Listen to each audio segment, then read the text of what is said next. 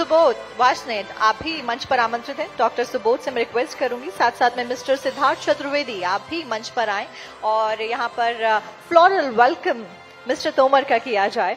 और doctor Arpit Chopra Jain, MD homeopathy critical and surgical disease speciality Arogya super speciality modern homeopathic clinic, आपसे भी request है। साथ साथ मिस्टर प्रवीण अग्रवाल, आज आपसे भी रिक्वेस्ट है कि आप भी मंच पर आएं और मिस्टर नरेंद्र तोमर जी का वेलकम करें। और इस बीच तालियों में कमी नहीं आनी चाहिए, तालियों की गड़गड़ाहट के साथ ये कार्यक्रम आगे बढ़ता रहना चाहिए।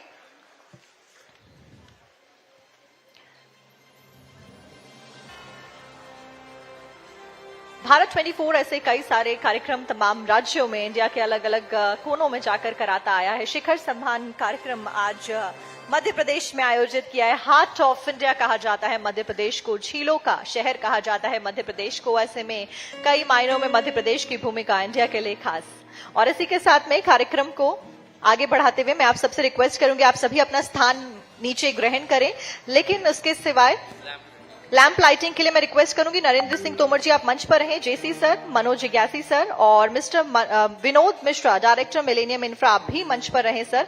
डॉक्टर अर्पित चोपड़ा आप भी मंच पर रहें। और आप सभी से मैं रिक्वेस्ट करूंगी कि इस इवेंट की शुभ शुरुआत करते हुए आगे बढ़ाते हुए लैंप लाइटिंग में आप सभी आगे बढ़िए और लैंप लाइटिंग करिए।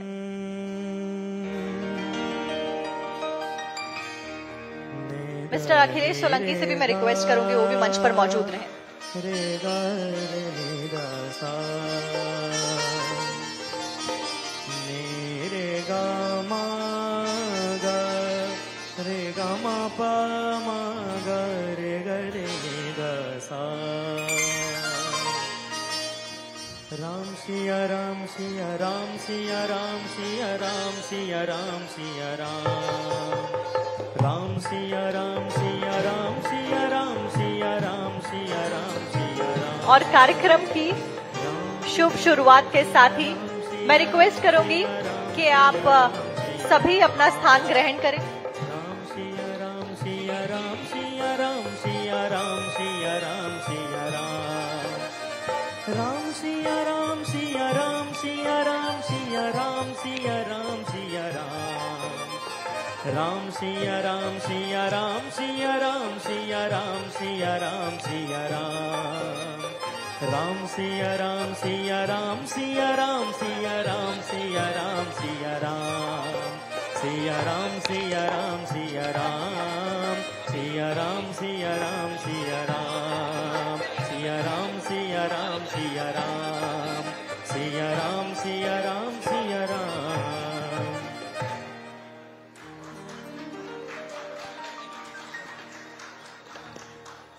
और इसी के साथ में जोरदार तालियों के साथ, इससे पहले हम कार्यक्रम को आगे बढ़ाएं, मैं रिक्वेस्ट करूंगी कि मिस्टर पुरुषोत्तम जी का एक एवी हमारे बीच में आज वो आए नहीं है, लेकिन क्योंकि आज हम उन्हें लाइफ टाइम अचीवमेंट अवार्ड से नवाजेंगे और इस कार्यक्रम में हम आगे बढ़ेंगे, लेकिन उससे पहले मैं चाहूंगी कि एक वीडियो मिस्टर पुरुषोत्तम जी अग्रवाल का जरूर प्ले किया जाए। श्री पुरुषोत्तम जी अग्रवाल ये सिर्फ नाम ही नहीं अपितु एक सफल व्यक्तित्व और पुरुषार्थ की पहचान है, और यह सफलता इतनी आसान नहीं थी। Now delivering in 10 minutes.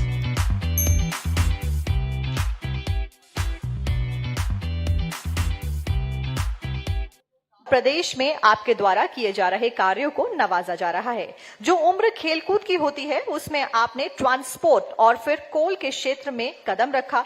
आपको कुछ अलग करने की सोच के साथ आगे बढ़ने के लिए सदा प्रयासरत रहे आप, और हर क्षेत्र में आगे भी रहे आप। साथ ही परिवार के सभी सदस्यों को भी उच्च शिखर तक आपने पहुंचाया। आपने कभी समस्याओं की ओर नहीं देखा, बल्कि समाधान के लिए सदैव अग्रसर आप रहे। आपकी कुछ नया करने की लगन ने शिक्षा पद्धति में भी बदलाव लाया। जब आपने अग्रवाल पब्लिक स्कूल शिक्षालय की शुरुआत की एवं एक नई प्रणाली का यहां पर परिचय करवाया, वो है लर्न बाय फन का कॉन्सेप्ट, जिससे विद्यार्थियों को सीखने की प्रेरणा मिलती है और ना ही रटने की प्रेरणा। और इतना ही नहीं, इसके लिए एक अलग टीचर्स के लिए भी ट्रेनिंग प्रोग्राम आपके द्वारा शुरू किया गया, जो कि देश के हर कोने में फिलहाल कराया जा रहा है। वर्तमान में आपके अग्रवाल ग्रुप के द्वारा दान और धर्म के क्षेत्र में भी प्रदेश में सबसे आगे बना हुआ है। और इसी के साथ में जोरदार तालियां मिस्टर पुरुषोत्तम जी अग्रवाल के लिए, जो कि आज हमारे बीच में आए नहीं हैं, लेकिन उनके विजुअल्स कुछ हमने आपको दिखाए और इससे पहले हमने आपको उनका संदेश भी बताया और पढ़वाया। इसी के साथ में कार्यक्रम को आगे बढ़ाने से पहले मैं रिक्वेस्ट करूंगी हमारे साथ में, क्योंकि जेसी सर मौजूद हैं और मिस्टर तोमर भी मौजूद हैं, कि फेलिसिटेशन एक बार हम करें। और आपसे मैं रिक्वेस्ट करूंगी कि आप दोनों प्लीज बहुत जरूरी है, वो ये है हमारा जो आकलन है।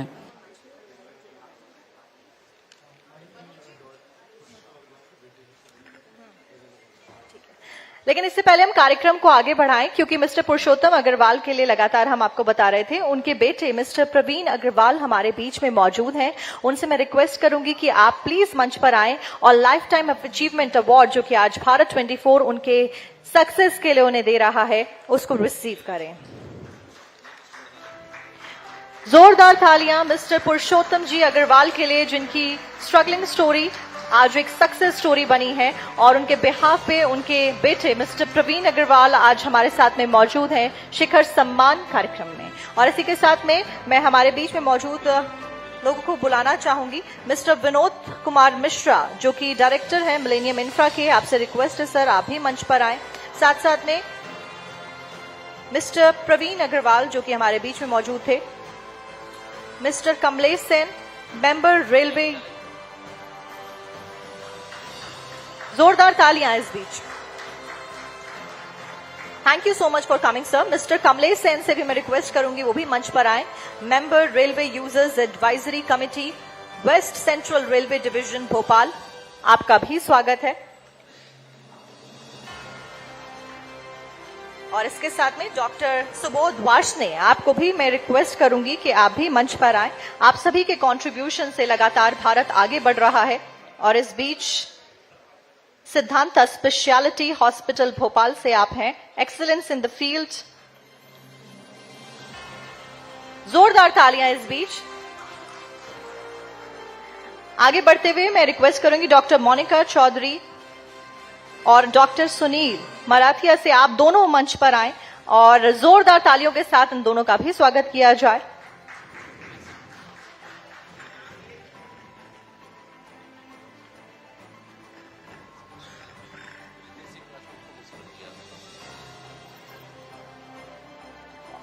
जोरदार तालियां दोनों के लिए। और इसी के साथ में आगे बढ़ते हुए श्री रितेश सिंह राजपूत जी, जो कि मैनेजिंग डायरेक्टर हैं mbbswala.in के, आपको भी मैं मंच पर आमंत्रित करना चाहूंगी।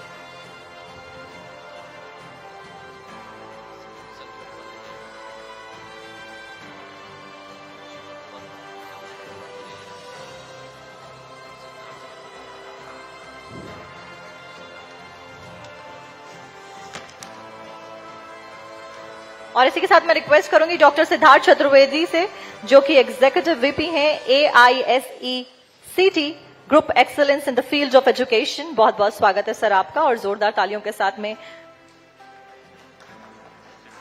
आईसेट group excellence in the field of education, बहुत बहुत शुक्रिया। इसी के साथ में मैं आप सभी से रिक्वेस्ट करूंगी कि आप अपना सभी स्थान ग्रहण करें। और इस बीच में रिक्वेस्ट करूंगी हमारे CEO and editor in chief doctor Jagdish Chandra से कि वो एक वेलकम स्पीच दें। Welcome sir. आज के समारोह के मुख्य अतिथि आदरणीय तोमर साहब, आमंत्रित अतिथि मेयर साहब, आप सबका हार्दिक स्वागत है। भारत 24 प्रधानमंत्री नरेंद्र मोदी के विजन ऑफ न्यू इंडिया के कंसेप्ट को लेकर आगे बढ़ा है। हम सभी राज्यों में जाके राज्यों का जो विकास हुआ है उसको देखते हैं और भारत सरकार की जो अच्छी योजनाएं हैं उनका क्रियान्वयन राज्यों में किस प्रकार से हो रहा है वो भी देखते हैं। इसके साथ ही चैनल का जो सामाजिक सरोकार रहता है कि विभिन्न क्षेत्रों में जो उत्कृष्ट कार्य करते हैं, आउटस्टैंडिंग कंट्रीब्यूशन है जिन लोगों का, उन्हें हम पुरस्कार भी देते हैं, उन्हें पुरस्कार भी करते हैं। आज के समारोह के मुख्य अतिथि तोमर साहब एक असाधारण मंत्री और एक बेहद कुशल प्रशासक रहे हैं। पूरे 5 साल प्रधानमंत्री नरेंद्र मोदी के नेतृत्व में उन्होंने कृषि मंत्रालय का कार्यभार संभाला और जितने बड़े बड़े फैसले हुए उस दौरान, उन सब में आपका सक्रिय रोल था as a minister and also as a think tank to prime minister. और चुनाव हो चुके हैं, परिणाम आएंगे। कृषि क्षेत्र में आपने जो कुछ भी किया उसका परिणाम आपके सामने होगा। आपको खुशी होगी कि किसानों ने आपको रेस्पॉन्ड किया है। जो कुछ आपने किया है किसानों ने उसको एक्नॉलेज किया है और अपना वोट भी डाला है। कुल मिलाकर मैं एक बार फिर आपका स्वागत करता हूं और यहाँ स्पीकर के रूप में आपका जो रोल है वो जितने दिन भी है उसके लिए शुभकामनाएं देता हूं। Thank you sir.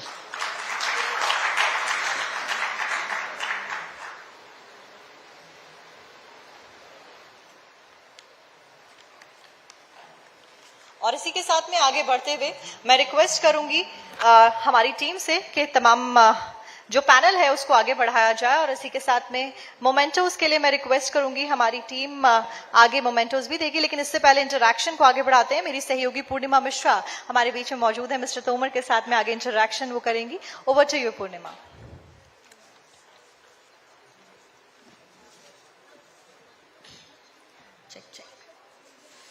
आप सभी को नमस्कार। भोपाल की धरती पर मध्य प्रदेश महाकाल के आशीर्वाद के साथ आज भारत 24 की टीम यहां पर मौजूद है और हमारे बीच बेहद ही खास मेहमान नरेंद्र सिंह तोमर जी हमारे साथ मौजूद हैं।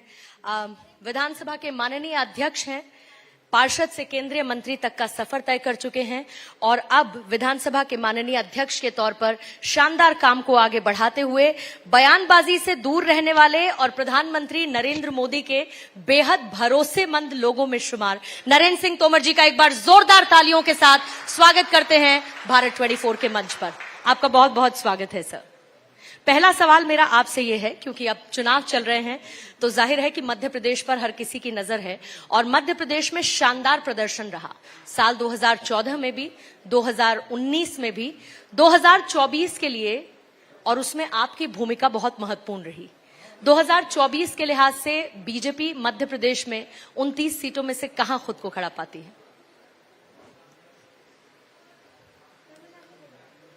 सर्वप्रथम तो मैं भारत 24 और आदरणीय जगदीश जी का हृदय से आभारी हूं कि उन्होंने भारत शिखर सम्मान ये कार्यक्रम भोपाल में आयोजित किया और मुझे भी इस अवसर का साक्षी बनने का उन्होंने अवसर उपलब्ध कराया। जहां तक लोकसभा चुनाव का सवाल है, उसमें मध्य प्रदेश पहले से ही अग्रणी अवस्था में रहा है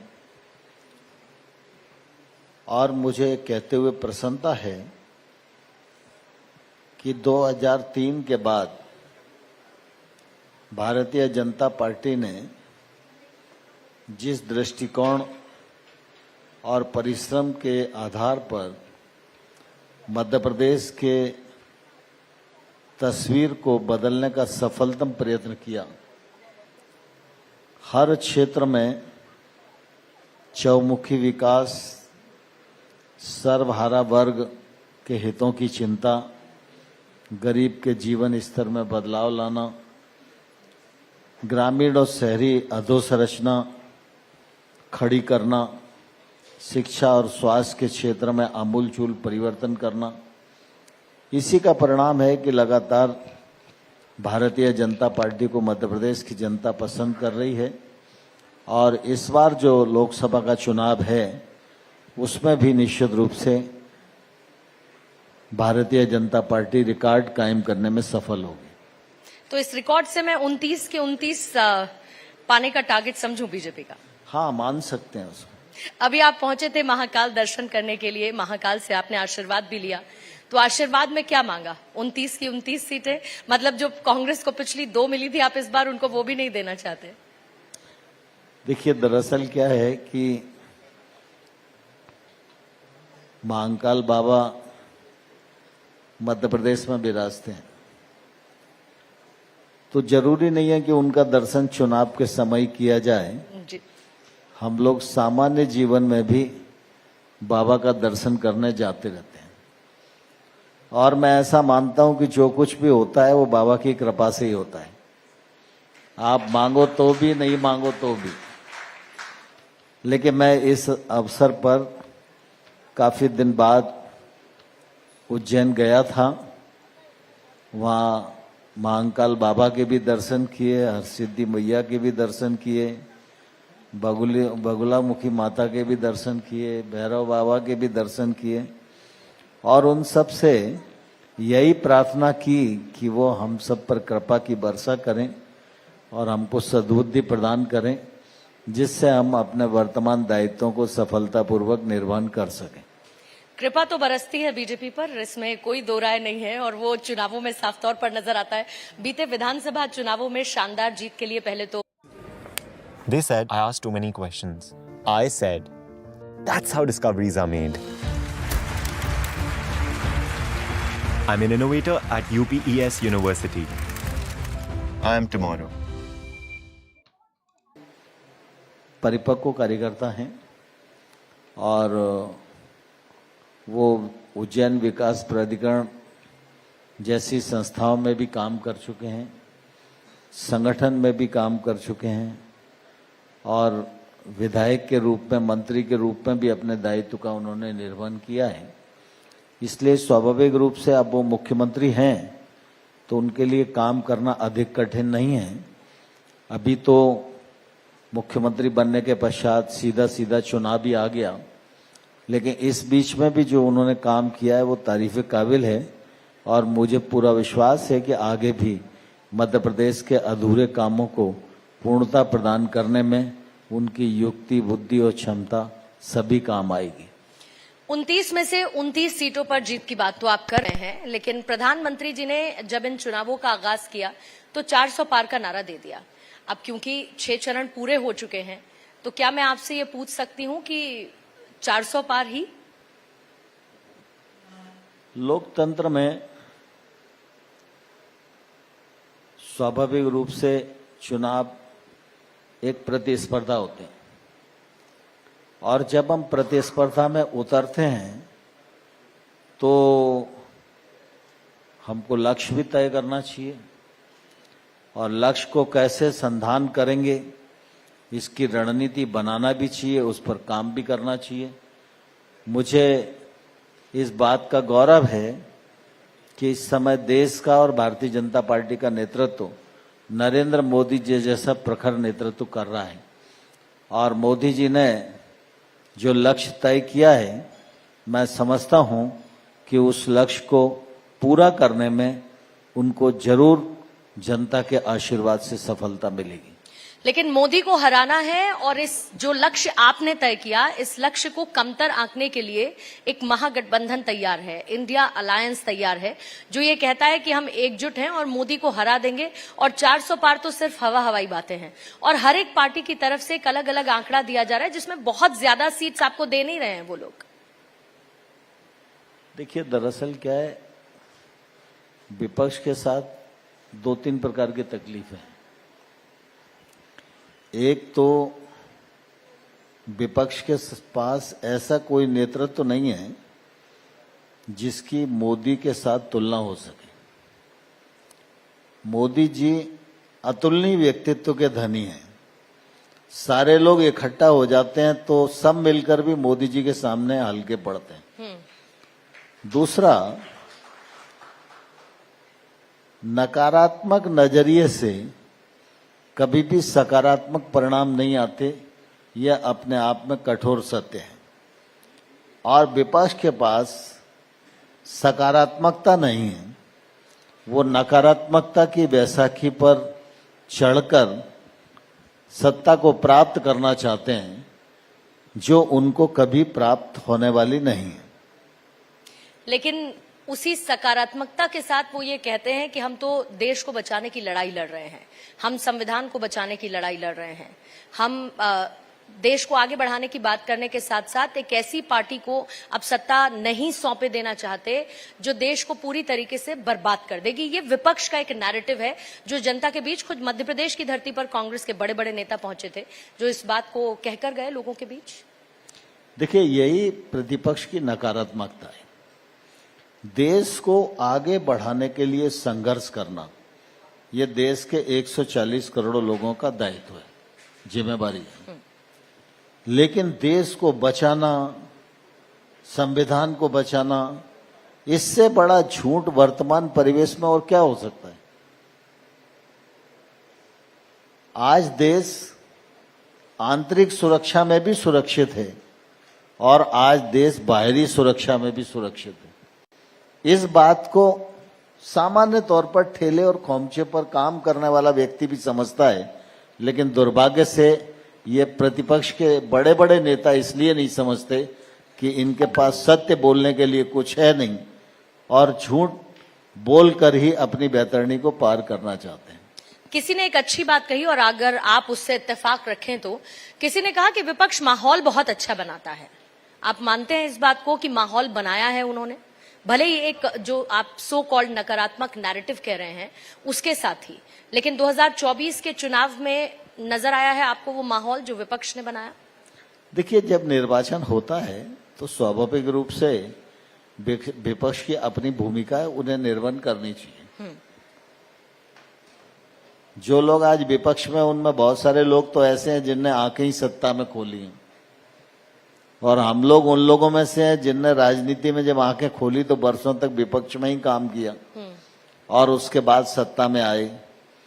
तो हमारे लोगों में और उनमें ये बेसिक अंतर है। लेकिन सामान्य तौर पर विपक्ष जब नैरेटिव खड़ा करता है तो ये अधिकार उसका है कि वो खड़ा करे, लेकिन अगर वो सच के आधार पर होता है तो फिर उसको स्वीकारोक्ति मिलती है, और अगर वो असत्य के आधार पर होता है तो उसको स्वीकारोक्ति नहीं मिलती। क्योंकि आज देश में कोई भी ये मानने वाला नहीं है कि भारत का संविधान खतरे में है। नरेंद्र मोदी जी उन जैसे नेता, उन लोगों में से हैं जिन्होंने बाबा साहब अम्बेडकर को प्रधानमंत्री बनने के बाद सबसे अधिक सम्मान दिया। उनके बताए हुए रास्ते पर भारत की सरकार चले, यह सुनिश्चित करने का काम किया।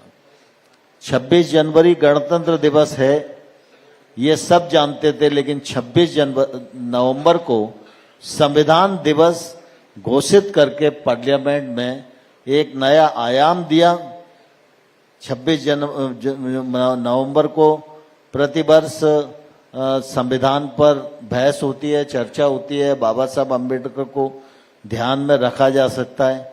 और नरेंद्र मोदी जी ने ये कहा है कि जब हम लोकतंत्र में काम कर रहे हैं और जब हम इस देश की जिम्मेवारी पर बैठे हैं तो हमारा सबसे बड़ा ग्रंथ अगर कोई है तो वो भारत का संविधान है। तो इसके बाद भी इस प्रकार की अनर्गल बातें करके गरीब गुरबा लोगों को गुमराह करना, ये तो पूरी तरह अनुचित है और ऐसी कार्यवाही से कोई भी विपक्ष सफल होने वाला नहीं है। लेकिन इस बार बयानबाजी बहुत देखने को मिली, न सिर्फ विपक्ष की तरफ से बल्कि खुद बीजेपी बहुत अग्रेसिव मोड में नजर आई।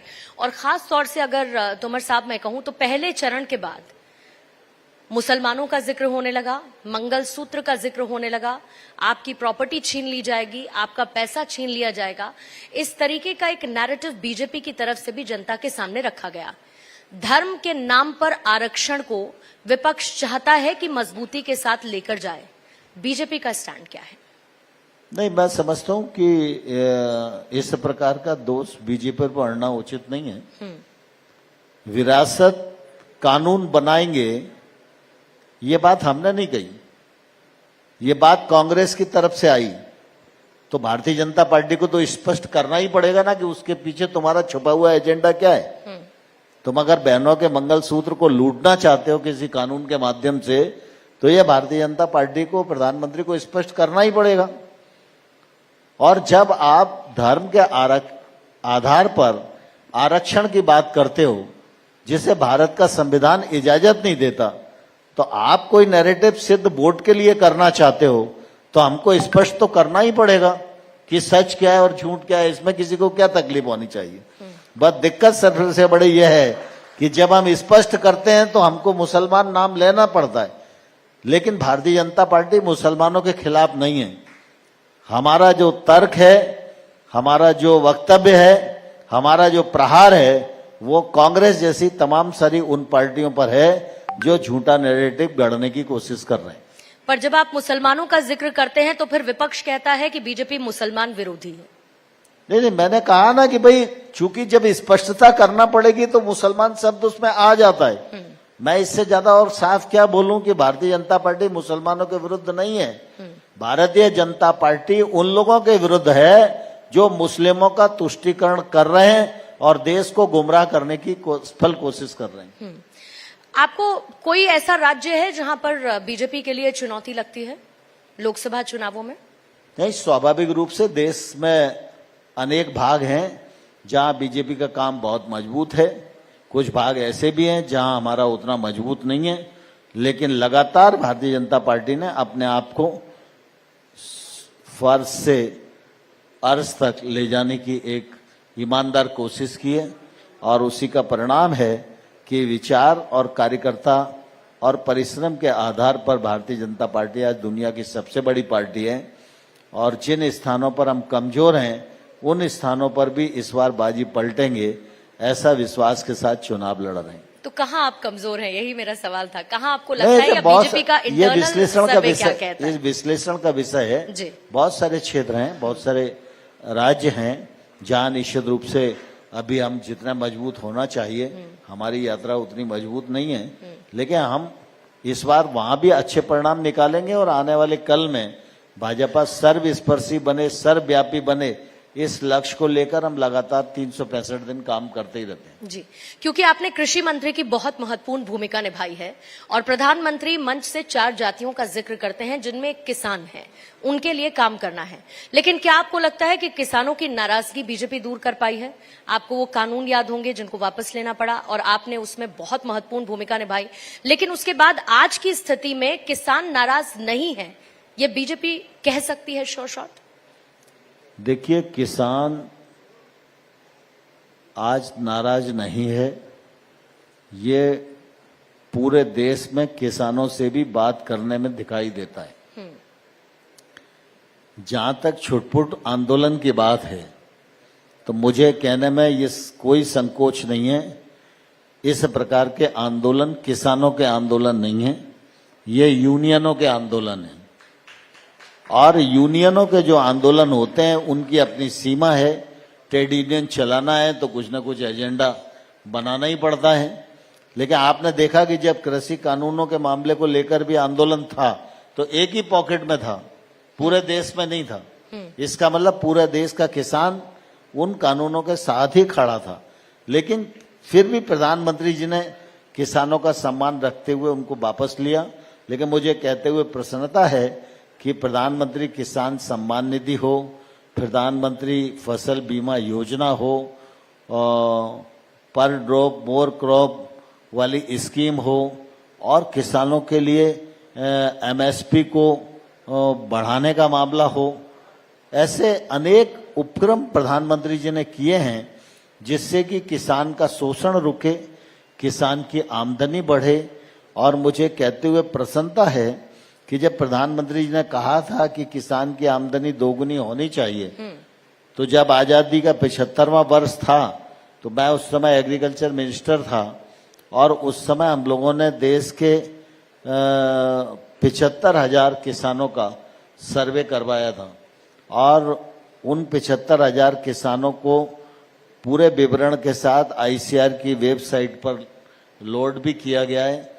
कोई भी रिसर्च करना चाहे तो देख सकता है कि उस किसान के खेत में जाके कि प्रधानमंत्री नरेंद्र मोदी जी की कृषि हितैषी नीतियों के परिणाम स्वरूप कैसे किसान की आमदनी दोगुनी से लेके 6 गुनी तक बढ़ी है।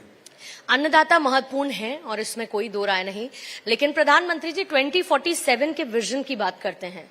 उस 2047 विजन में एग्रीकल्चर सेक्टर को कितनी मजबूती के साथ, क्योंकि खासतौर से मैं इसीलिए भी आपसे सवाल पूछ रही हूं क्योंकि मैं मध्य प्रदेश में मौजूद हूं और यहाँ के मिलेट्स और उसको इंटरनेशनल मंच तक ले जाने का काम प्रधानमंत्री ने बहुत शानदार तरीके से किया है।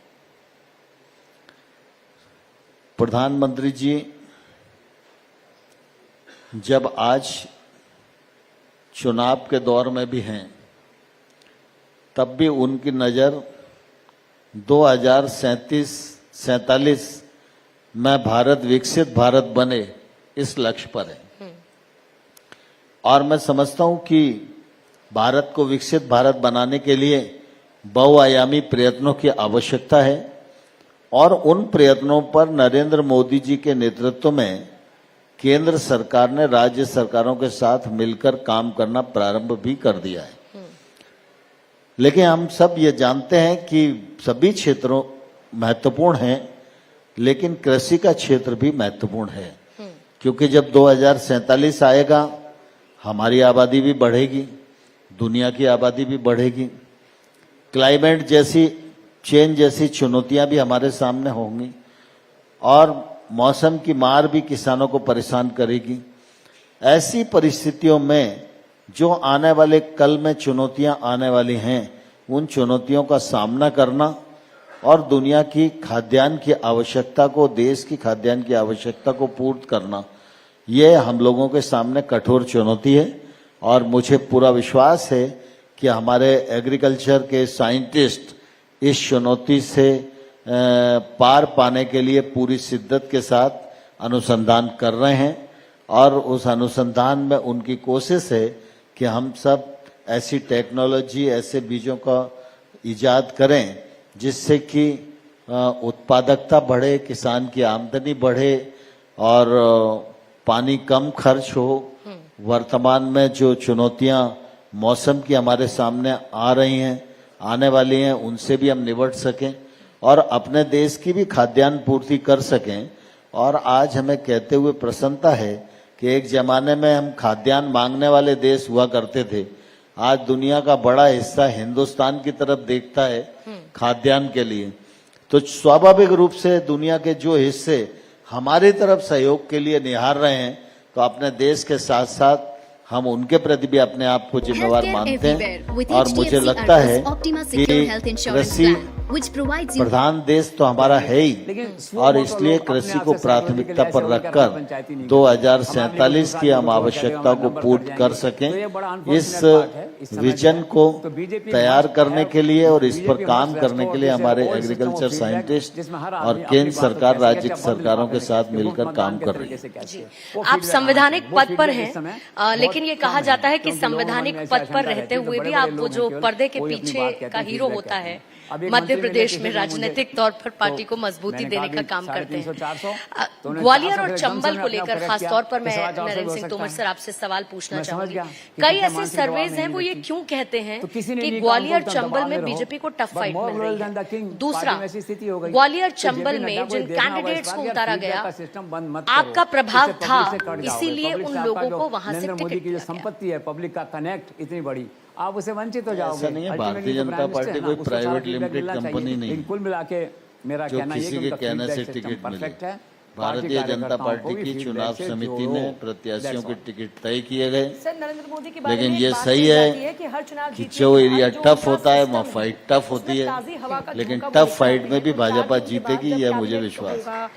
तो ग्वालियर चंबल में आप टफ फाइट देख रहे हैं। पीएमओ की बारी आएगी तो क्या ये मानकर चले कि इस बार कुछ नए एरिया टफ होता है तो फाइट भी टफ होती है, इसमें आश्चर्य क्या है। नरेंद्र मोदी की सोच है। ठीक है, लेकिन हालांकि आपने पहले ही 29 में से 29 सीटों की बात की, लेकिन एक आपको लगता है कि 2024 में, जैसे 2019 में जो प्रधानमंत्री ने 2014 में जिन बातों का जिक्र किया उनको 2019 तक पूरा किया, 2019 में फिर नए टारगेट सेट किए, 2024 तक हम पहुंचे।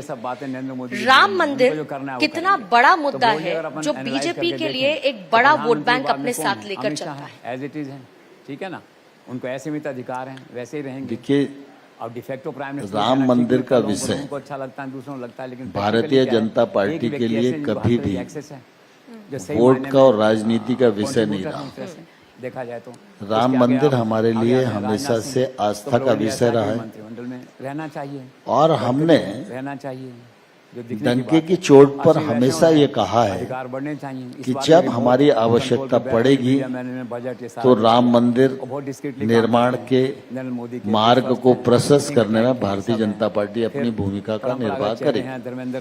जब आवश्यकता पड़ी तो भूमिका का निर्वाह हुआ, राम मंदिर बन गया है, सारे लोग दर्शन कर रहे हैं और मैं ये कहूँ तो अतिशयोक्ति नहीं है कि स्वर्ग की किसी कल्पना को धरती पर उतार कर देखना है तो आप अयोध्या जी जाओ तो ध्यान में आएगा कि धरती पर स्वर्ग कहीं है तो अयोध्या जी में। एक अंतिम सवाल और आपसे पूछूंगी कि मान के चलते हैं कि आपकी सरकार आ गई 2024 में, 4 जून को हालांकि नतीजे आएंगे, लेकिन फिर आगे क्या?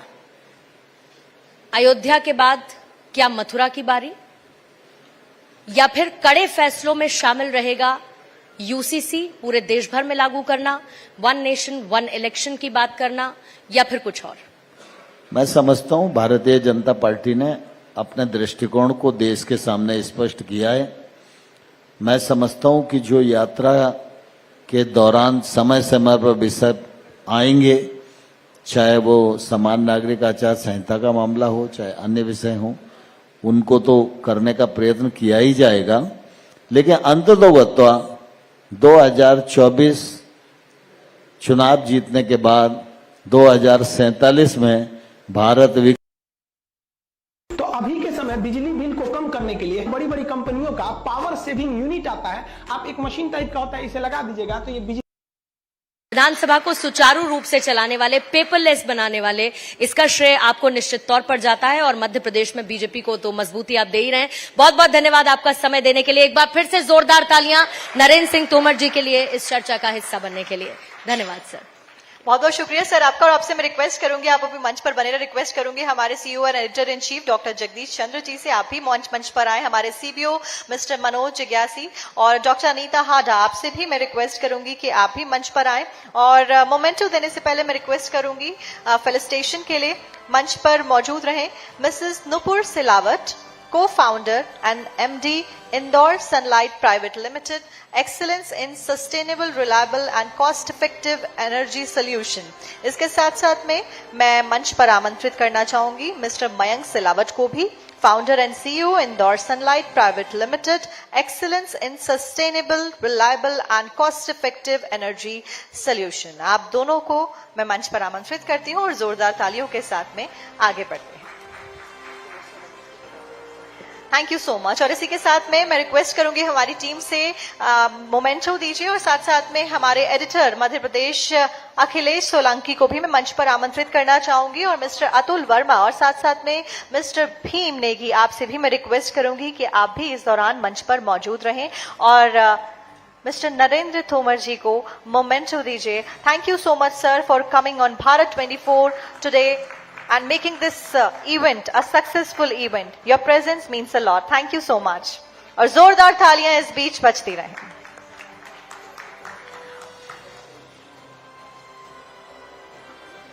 और इसी के साथ आप सबसे मैं रिक्वेस्ट करूंगी आप सभी अपना स्थान ग्रहण करें और इसी के साथ कार्यक्रम को आगे बढ़ाते हुए मैं टीम को रिक्वेस्ट करूंगी हमारी कि खालिद खान जी का एक ऑडियो विजुअल जरूर प्ले किया जाए। खालिद खान जी मैनेजिंग डायरेक्टर हैं प्रदीप परिवहन limited and director MRTC India limited, excellence in innovative and most trusted logistics company. उनका AV जरूर प्ले किया जाए। मिस्टर खालिद का AV टीम प्लीज प्ले करें। मैं रिक्वेस्ट करूं मिस्टर खालिद खान।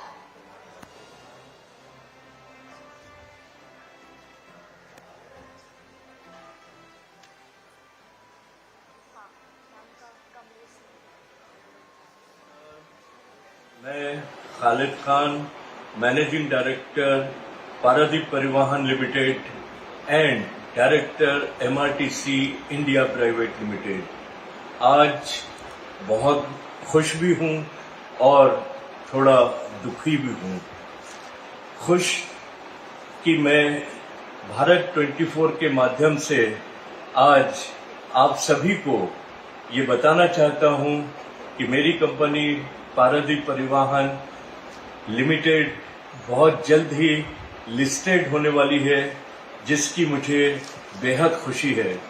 और दुखी इसलिए हूं कि आज मैं आप सभी के बीच भारत 24 की विशेष पहल शिखर सम्मान में उपस्थित नहीं हो सका, पर मैं आप सभी को इस वीडियो के माध्यम से बहुत सी शुभकामनाएं देता हूं। आपके भविष्य के लिए और भारत 24 को तहे दिल से शुक्रिया अदा करता हूं कि उनकी पूरी टीम मेरे साथ मेरे इस सफर में जुड़ी हुई है और आशा करता हूं आप आगे भी ऐसे ही जुड़े रहेंगे। धन्यवाद। जय Bharat.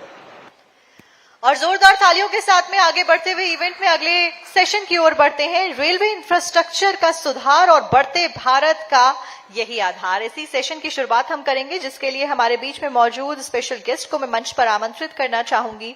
Mister Kamlesh Saini, member of railway users advisory committee, western central railway division Bhopal. आपका बहुत बहुत स्वागत है सर। जोरदार तालियों के साथ में मैं चाहूंगी कि तालियों में कंजूसी ना हो और तालियों के साथ में स्वागत किया जाए। रेलमैन के नाम से चर्चित रीवा जिले में फर्जी कलेक्टर पकड़वाने वाले प्रदेश के एक ऐसे शख्स श्री कमलेश सैन हैं, जिन्होंने सामान्य रेल यात्रियों एवं अप टाउनर्स की एमएसटी को पुनः प्रारंभ करने के लिए और उनकी समस्याओं को निरंतर हर मंच पर उठाया और अब रेल सलाहकार समिति पश्चिम मध्य रेल मंडल भोपाल के आप सदस्य हैं। स्वागत है सर आपका। और इसी के साथ में मैं रिक्वेस्ट करूंगी मेरी सहयोगी पूर्णिमा मिश्रा से कि वो मंच पर आए और इस सेशन को आगे बढ़ाएं। जोरदार तालियां इसी के साथ।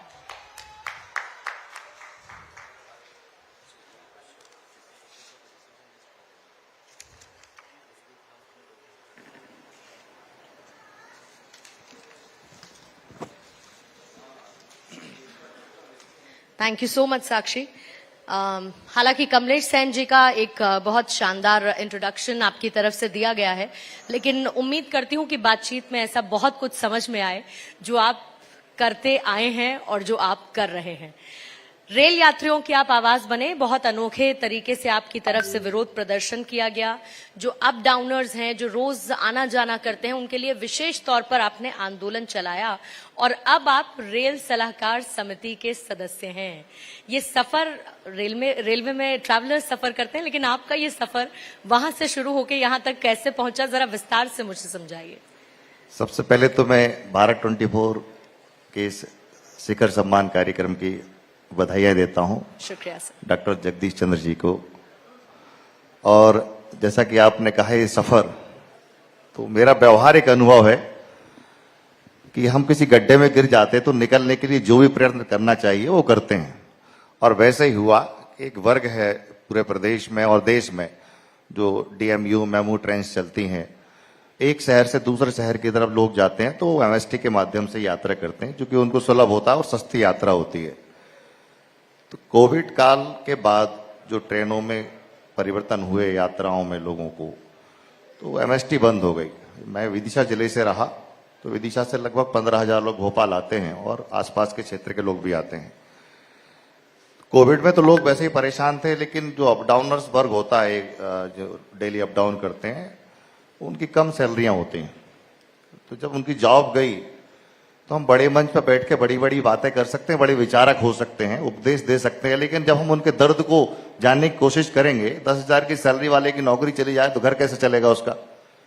तो देखा कि लोग अलग अलग रास्तों में चल पड़े और कई लोग सुसाइड की तरफ भी बढ़ गए। तो स्वाभाविक है कि हमने मनुष्य के रूप में जन्म लिया है, और अगर हमारे अंदर इंद्रिय संवेदनाएं नहीं हो कि हम लोगों के लिए कुछ काम कर सके, तो उसी दिशा में हमने ये प्रयास किए। और चूंकि रेल मिनिस्ट्री बड़ी मिनिस्ट्री है, वो कोई सुनने वाला नहीं है, तो जो बन सकता था, अभी जैसे यूनियंस की बात आई थी, यूनियंस काम करती है अपना और उनका प्रभाव भी होता है। जब यूनियन ने बात उठाना बंद कर देगी तो मेरे ख्याल से पक्ष और विपक्ष के अलावा कोई बचता नहीं। विपक्ष कुछ बोलेगा नहीं, पक्ष कुछ सुनेगा नहीं, तो बात कौन रखेगा। यूनियंस तो चाहिए। तो यूनियन के माध्यम से हमने इस बात को इनिशिएट किया और धीरे धीरे मंडल, जबल और जोनल के बाद हम रेल मंत्रालय तक गए।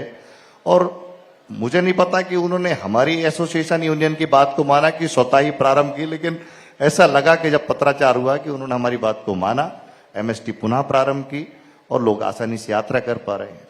ये हमारी यात्रा रही। और इसके बाद उन्होंने मुझे अपनी रेल सलाहकार समिति में जगह भी दी, जो गैर राजनीतिक है, और बतौर डीआरयूसी मैं काम कर भी रहा हूँ। और वैसे भी कमलेश जी, कहा यह जाता है कि कहीं पर पहुंचने के लिए कहीं से चलना शुरू करना बहुत जरूरी होता है। तो आपने वो शुरुआत की और उसके लिए आप बधाई के पात्र हैं, क्योंकि ये बदलाव आया। लेकिन अब हम कहते हैं कि सब कुछ बहुत बेहतर हो चुका है।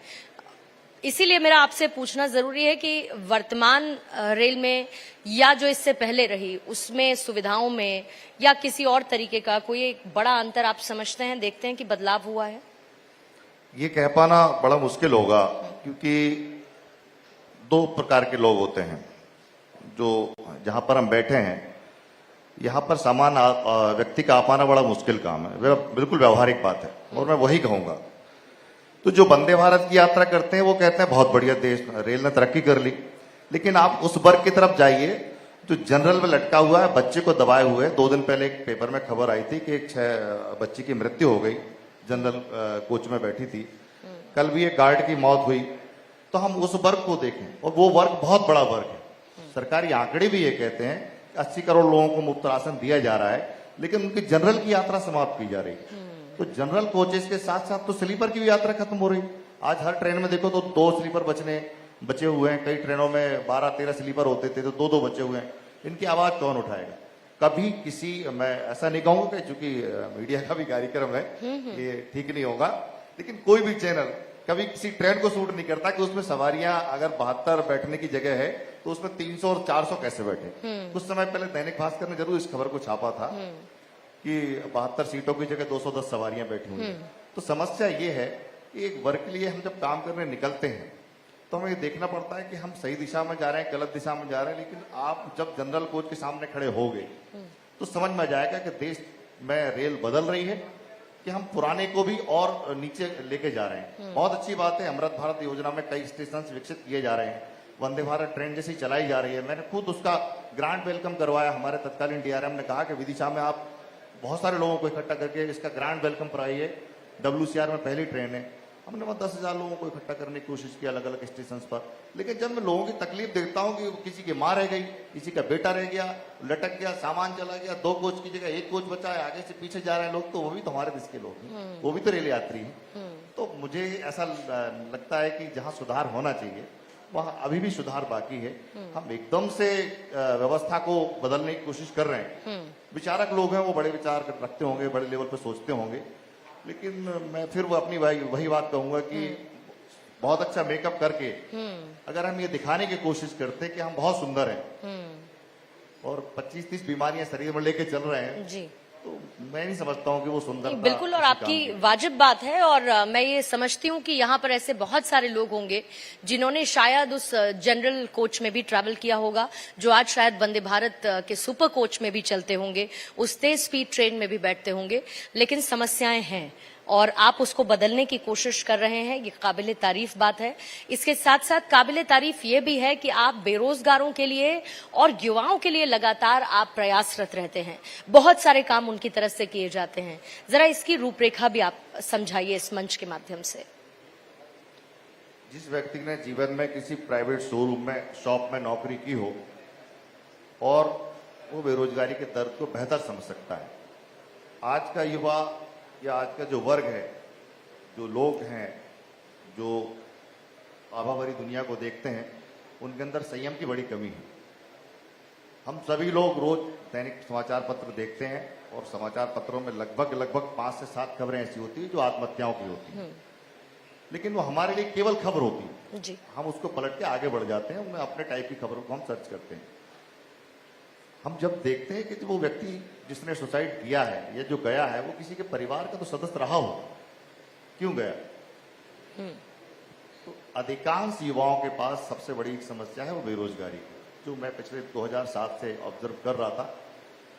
तो हमने एक लक्ष्य बनाया कि क्यों ना हम अपने काम को छोड़ करके लोगों के लिए ही काम करना प्रारंभ करें।